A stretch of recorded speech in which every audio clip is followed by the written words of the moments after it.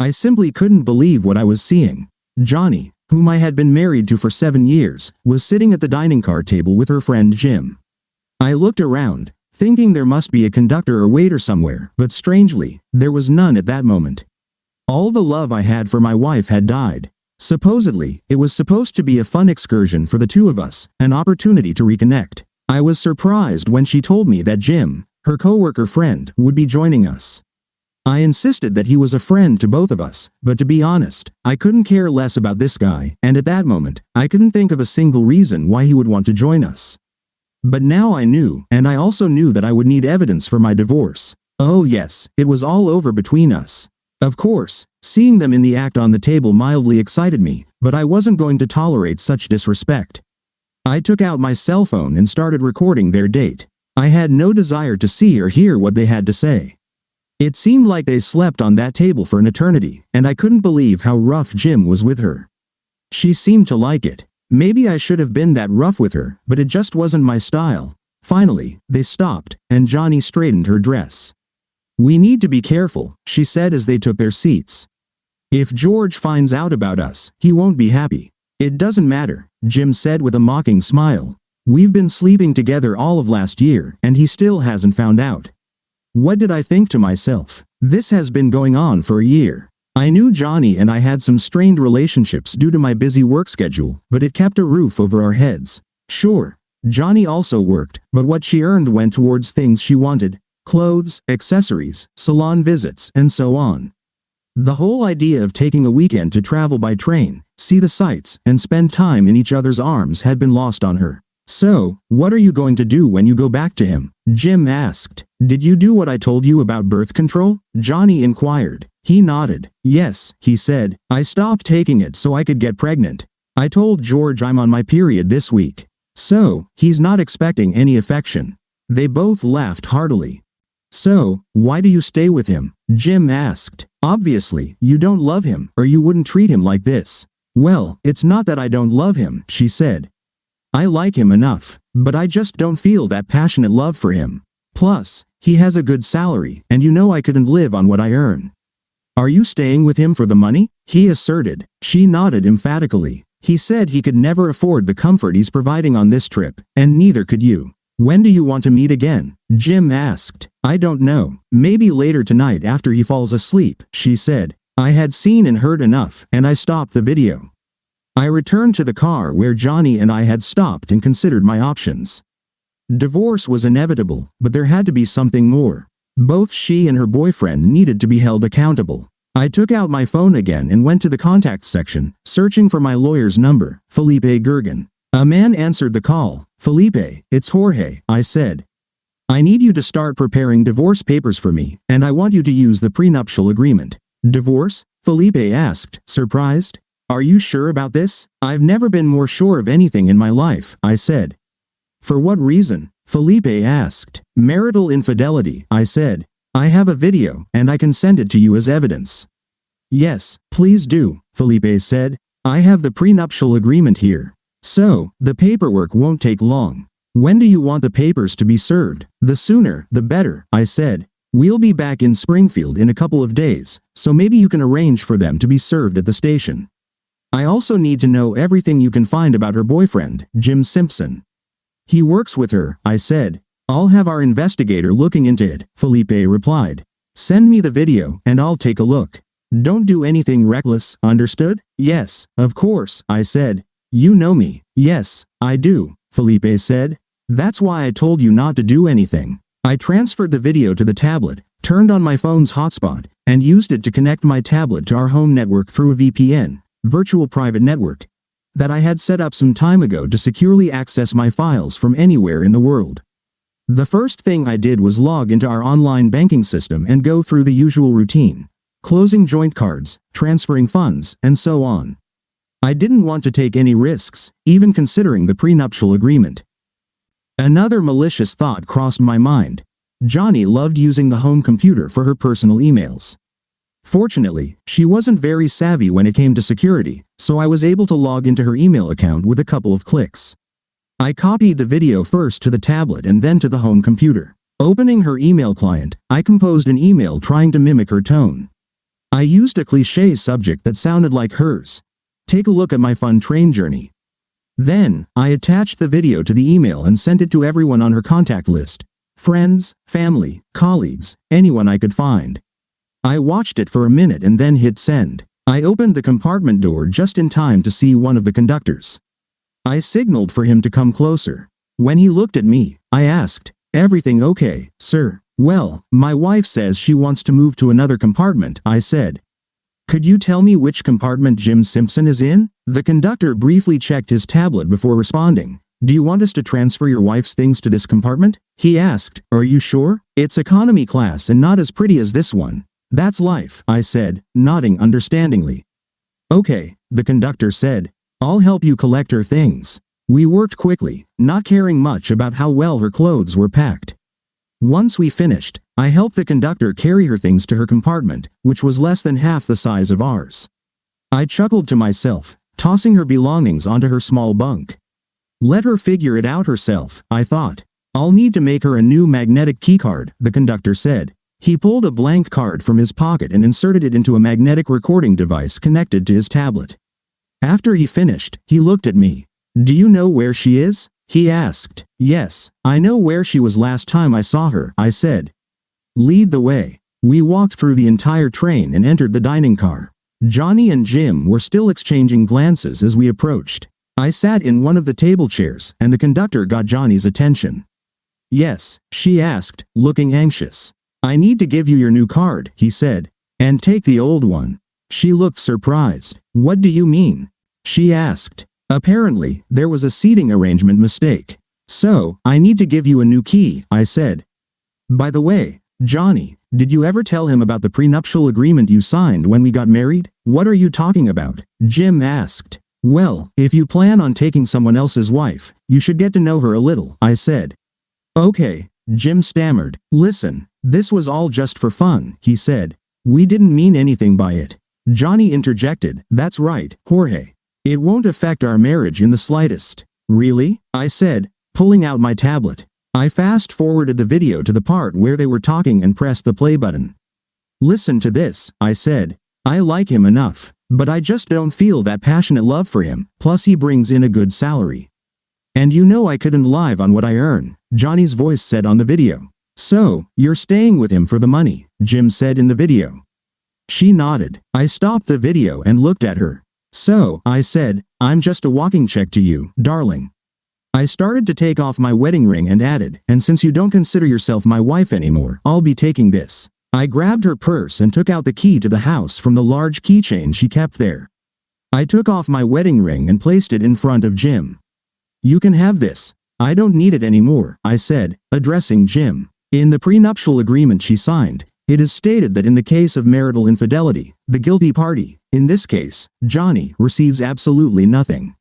Nothing. I'll leave her with her clothes and jewelry, but that's it. I don't think I can continue to pay for her car. Fortunately, I filed the documents in her name, so it will affect her credit history. "What are you doing?" Johnny said, starting to get up. I grabbed a fork and attempted to stab her hand. She sat back down. "Don't mess with me," I said. "Please," Johnny said, and tears filled her eyes. "Mr. Duval, please, don't do this, sir. I mean, Mr. Duval, please, can't you forgive me? And we can put this behind us, can't we?" "No," I said, rewinding the video to the point where they started talking about impregnating Johnny. I fast-forwarded the video so that both of them could hear it clearly. "You two have been doing this for a whole year and conspired to get pregnant by Jim and pass the child off as mine," I told them. "Looking at Johnny at this moment, I hate you, and I pray to God I never see you again." I looked at Jim. "Before you speak again, you wanted a deceitful woman, right?" I said. "Good luck. I don't think you'll get much support from her family and friends." "What do you mean?" Johnny asked. I shrugged. "Check your email," I said. She pulled out her phone and opened the mobile email app.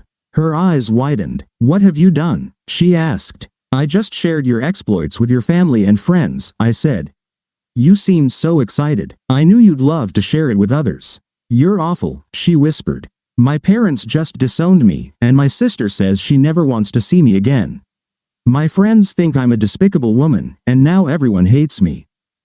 "Can you blame them?" I asked calmly. "Please, Give me another chance, she begged. I shook my head. No, I said, you could have ended this at any time, but you chose not to. So, this is the end of the road. You chose your path, and now you'll sleep in it.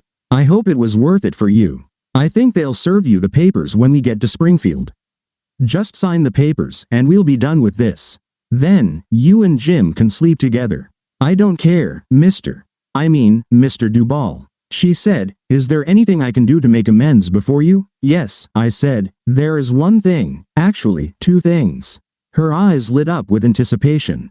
Disappear, I said. She broke down in tears as I turned and walked away. I struggled to hold back tears as I returned to my compartment after locking and securing the door. My phone rang as I put it in my pocket. It was Johnny's cousin, Lisa. I answered the call. What do you want, Lisa? I asked. So, you finally found out about Johnny, she said. Yes, I said. I suppose you're going to divorce my sister, she asked.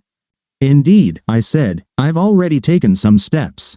Okay, she said. I understand. Can I do anything for you, George? She asked. I've always had a special affection for you. To be honest, I also found Lisa quite attractive, but I was married to her cousin, which made her off limits. Well, you're quite attractive too, I said. Lisa had a habit of wearing short skirts and tiny shorts around me, always leaving me impressed. So, you figured it out, she said. Now that you've kicked her out, do you think we can sleep together? She asked. Maybe when the divorce is finalized, I said. Okay, I understand, she said. I've been waiting for you for 7 years, so I think I can wait a few more months. See you when you get back. The call ended, leaving me alone with my thoughts. Eventually, something good could come out of all this. The next 2 days passed quite quickly for me. Most of my time was spent on the phone. I rarely left my compartment to avoid confronting those two traitors. I received information from Fred, confirming what I suspected. Jim Simpson was a womanizer. I noticed he had been divorced twice for infidelity. His last wife also accused him of domestic violence. I supposed Johnny would be inclined towards someone like him, but I hoped she would wake up in time and leave him. Just before the train arrived in Springfield, Johnny knocked on my door. Who's there? I asked through the closed door. It's me, Johnny, she said. What do you want? I asked. I want my husband back, she cried. And I want a faithful wife who would love me. But that didn't happen, did it? Please, Mr. Duval, I made a mistake, she exclaimed. You went far beyond a mistake, I said. Get out of here before I call security. You should be in economy class, please, pleaded. We can't just talk, I said. Go away. I don't want to see you again. I heard her mutter as she walked away. Something inside me sympathized with her, but I really didn't care in the slightest. She brought all this upon herself with her lies and disrespect. I got off the train and looked around to see if I could spot Johnny and Jim. I saw them exiting the train a few cars down. Neither of them seemed very happy. Well, I thought to myself as I watched, a man approached Johnny and handed her an envelope made of thick paper. She opened it and immediately burst into tears. I smiled and walked away. I got into my car and drove home. I noticed Johnny's car was gone, and all her belongings had been removed, including some furniture she had when we first got married. I packed up the house, removing all the photos that featured her. I didn't want anything to remind me of her. A couple of hours later, I heard a knock on the door. I looked out the window and saw Lisa. God, she looked attractive in those shorts. I opened the door and let her in. She was carrying a large plate of something that smelled like lasagna. She walked in as if she owned the place and placed the plate on the kitchen table. When she turned to me again, I examined her from head to toe. She was wearing a crop top that reached just below her chest, and her shorts were shorter than I remembered. I wanted to make sure you have something tasty, she said. I don't want you to go hungry. Thank you, Lisa, I said. I appreciate it. Her eyes sparkled as she smiled. Would you like to stay and have dinner with me? I'd love to, she said. Go freshen up, and I know where everything is. I went upstairs and freshened up.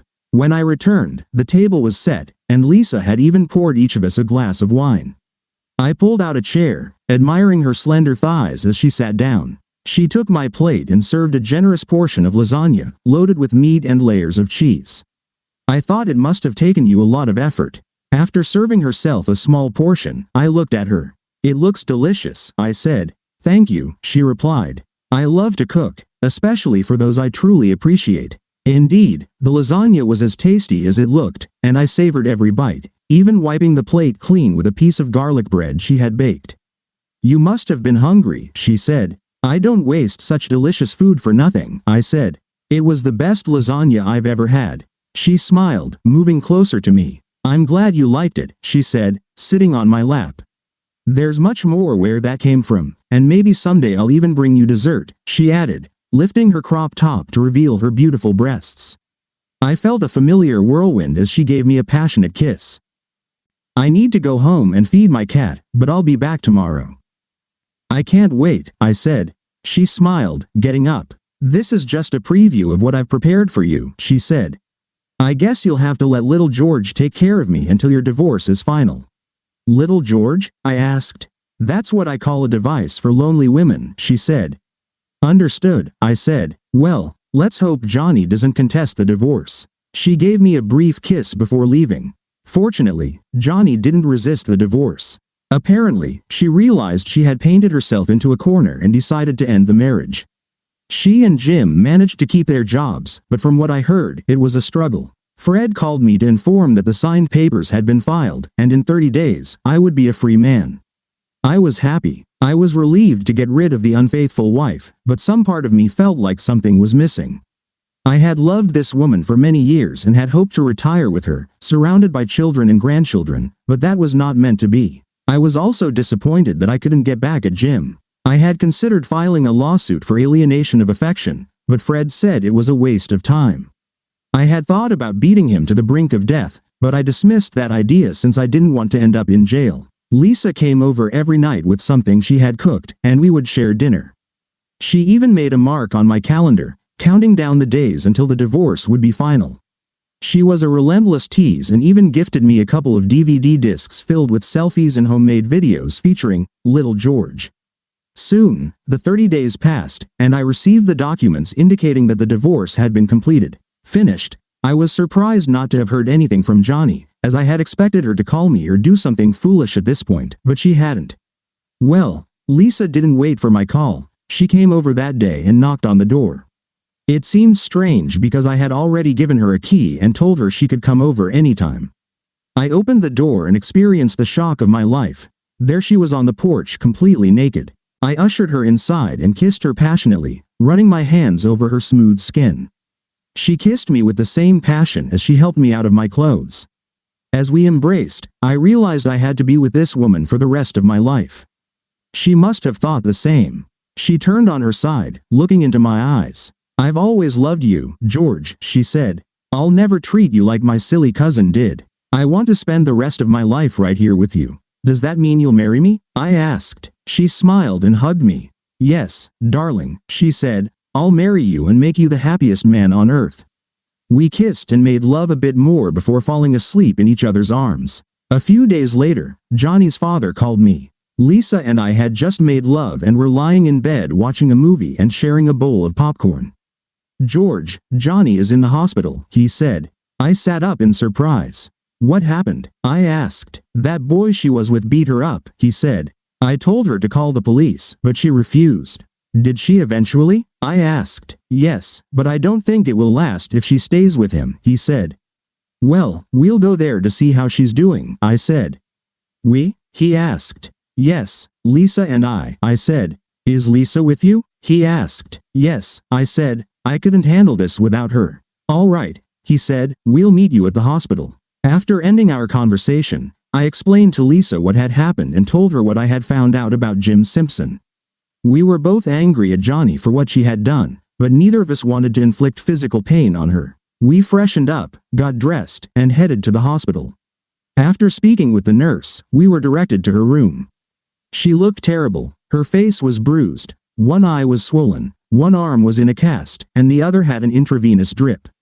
She let out a weak moan as we entered the room. I wanted to hug her and reassure her that everything would be okay, but I held back. "Mr. Duval," she said, and a tear rolled down her cheek. I raised my hand to stop her. "You can call me George," I said. "What happened?" I asked. "Jim wanted to use my car to take his girlfriend on a date, and I told him no," she explained slowly. "He got angry and started hitting me, calling me no man.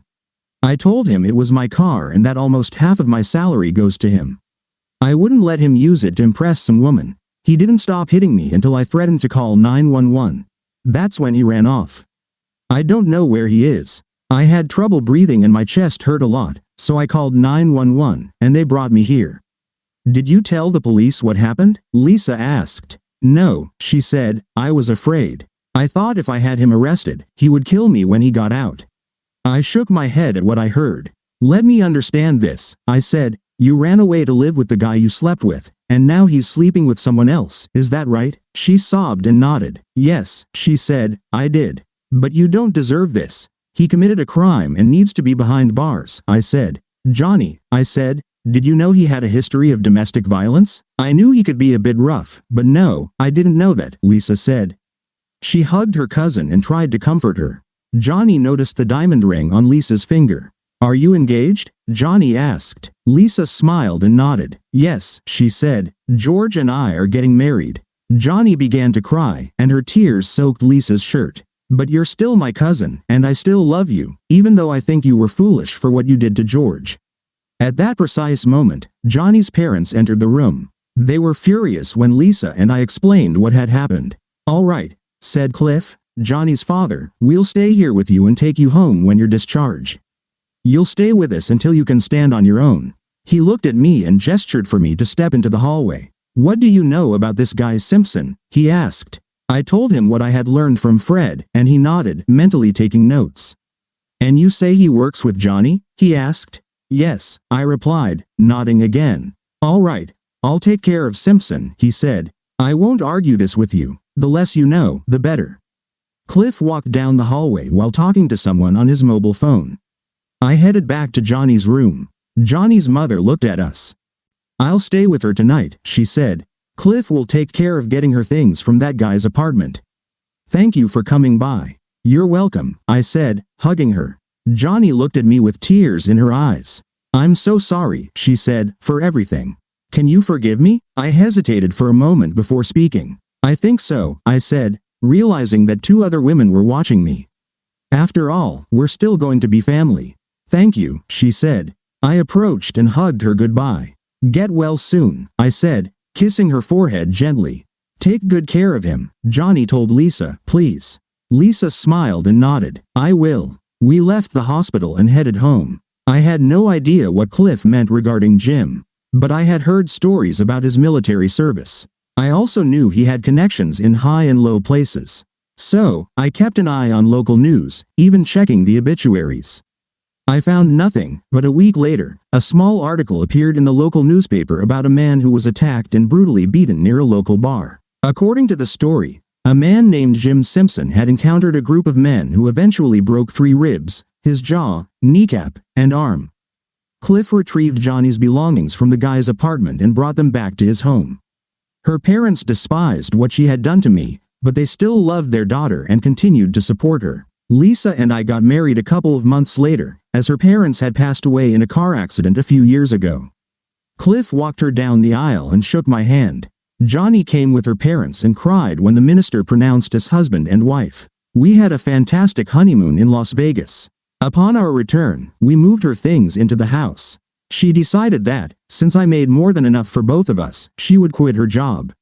Now, I have a new job, she said. What is it? I asked. Making you happy, she said with a mischievous smile. And she did. And then, one day, a few months later, she uttered words every man fears. We need to talk, she said when I came home from work. Is something wrong? I asked, fearing her answer. Well, she said, we'll need to redecorate one of the rooms. Why? I asked. She smiled. Because, she said, you're going to be a dad. I jumped for joy and hugged her, covering her face with kisses. Are you happy? She asked. I'm the happiest man in the world, I said. Then, take me upstairs and show me how happy you are, she said, and so I did, again and again.